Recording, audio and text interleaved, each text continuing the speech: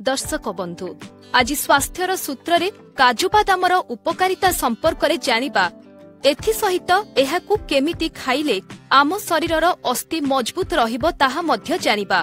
अनेक लोकंकर अस्थि दुर्बल थाए जदि आपण भी सेमिति अनुभव करूछंती तेबे नियमित काजू बादाम खांतु। 5 ରୁ 6ଟି काजू बादाम को अल्प पानी रे भिजाई राति सारा रखि दियंतु। परदिन सकाळे एहाकू खाली पेटरे खांतु। भिजा काजू खाइबा द्वारा एथिरे थिबा पोषक तत्व को शरीर सहजरे ग्रहण करिथाए।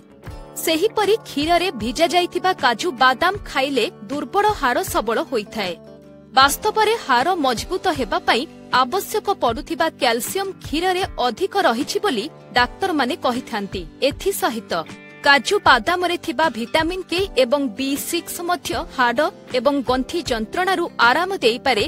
एथि पई 6-7टी काजू को एक ग्लास क्षीर रे राति सारा भिजंतु एवं परदिन सकाळे उभय क्षीर एवं काजू को खांतु। आपण एहाकू फल रस रे मिसाई खाई परिबे। हरस रे 5-6टी काजू पकाई खाइबा द्वारा दुर्बल हाड़ धीरे धीरे सबल होइथाए। बादाम किसमिस एवं अखरोट सहित मिसाई काजू खाई परिबे। 2-3टी चीना बादाम, 4-5टी किसमिस, गोटे अखरोट एवं 3-4टी काजू बादाम को पानी रे भिजाई रखंतु। सकाळु उठिबा परे एसबु को एकाठी खांतु। एमिति खाइबा द्वारा समस्त ड्राई फ्रूट रो लाभ मिलिबो।